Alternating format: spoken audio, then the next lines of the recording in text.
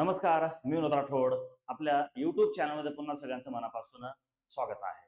संपूर्ण महाराष्ट्रात विचार केला तर ट्रेंडिंगमध्ये जो घटक आहे तो म्हणजे टीईटी, म्हणजेच शिक्षक पात्रता परीक्षा.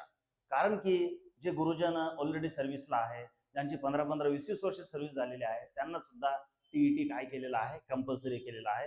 त्याच्यामुळे सिरियसनेसचं प्रमाण काय झालेलं आहे, वाढलेलं आहे. आणि त्यातल्या त्या टीईटी बद्दल एकदम व्यवस्थित माहिती, खरी माहिती भरपूर लोकांना माहित नाही.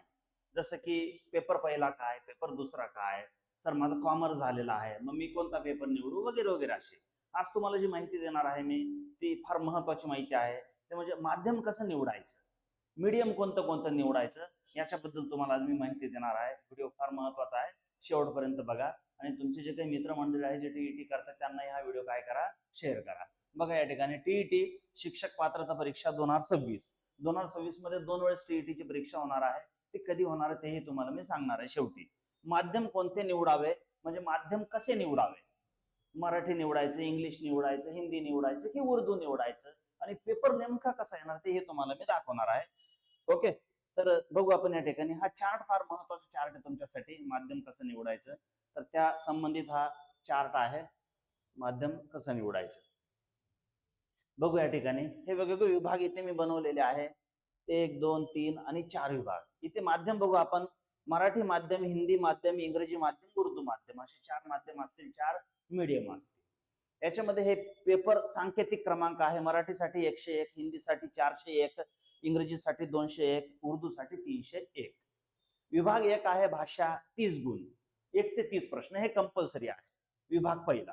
याच्यामध्ये समजा तुम्ही मराठी माध्यम निवडलं तर मराठी माध्यम तुम्ही निवडलं तिथे मराठी येणार, हिंदी माध्यम निवडलं तर हिंदी येणार, इंग्रजी माध्यम निवडलं इंग्रजी येणार, आणि उर्दू माध्यम निवडलं तर तुम्ही काय, उर्दू येणार. आता मराठी माध्यम जेव्हा तुम्ही निवडणार मराठी, तर मराठी माध्यम निवडताना दुसराच विभाग असेल.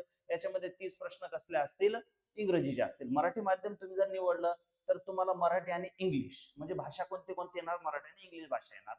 आणि तिसरं काय असेल, बालमानसशास्त्र, म्हणजे 90 प्रश्न कसले असतील, मराठी, इंग्लिश आणि बालमानसशास्त्राचे असतील. समजा तुम्ही हिंदी मीडियम निवडलं तर तुम्हाला ऑप्शन असेल, एक तर मराठी घ्या किंवा इंग्लिश घ्या, असं ऑप्शन असेल तुम्हाला. मग समजा तुम्हाला इंग्लिश स्किप करायचं, या ठिकाणी इंग्लिश काय होईल, तुमचं स्किप होईल. या ठिकाणी तुम्ही इंग्लिश काय करू शकता, स्किप करू शकता. इंग्लिश या ठिकाणी काय होईल, स्किप होईल. म्हणजे काय राहील मग तुमचं, हिंदी, मराठी हे राहील तुमचं, हिंदी, मराठी आणि बालमानसशास्त्र राहील. इंग्लिश काय होईल, स्किप होईल.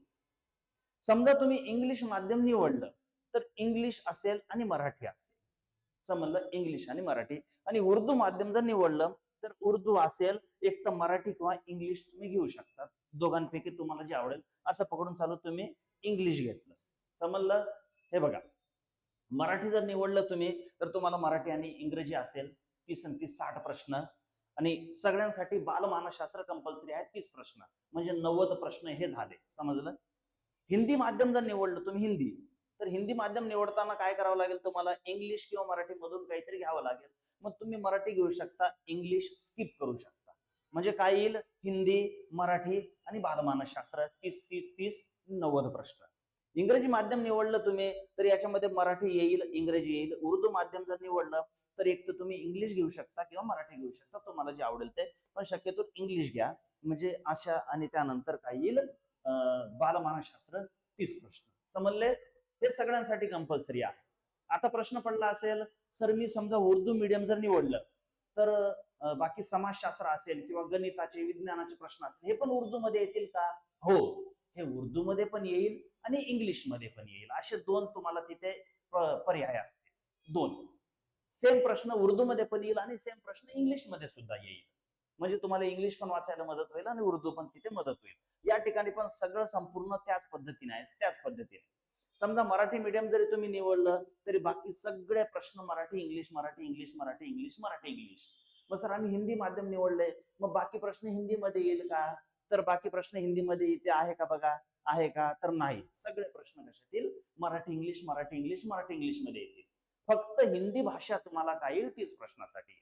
कशासाठी, 30 प्रश्नासाठी. इकडे बघू आपण आणखी, इथे मराठी इंग्रजी सीडीपी, म्हणजे सगळे बघा, मराठी इंग्रजी, मराठी इंग्रजी. आणि इथे काय आहे, उर्दू इंग्रजी. इथे उर्दू इंग्रजी, इकडे पण उर्दू इंग्रजी उर्दू इंग्रजी, बाकी सगळे मराठी इंग्रजी मराठी इंग्रजी मराठी इंग्रजी सगळे टोटल टोटल मराठी इंग्रजी मराठी इंग्रजी मराठी इंग्रजी. म्हणजे राहिलेले जे प्रश्न आहेत ते 150 प्रश्नांपैकी जे 60 प्रश्न आहेत ते Marathi English Marathi English Marathi English. फक्त उर्दूसाठी Urdu English Urdu English Urdu English, समजलं.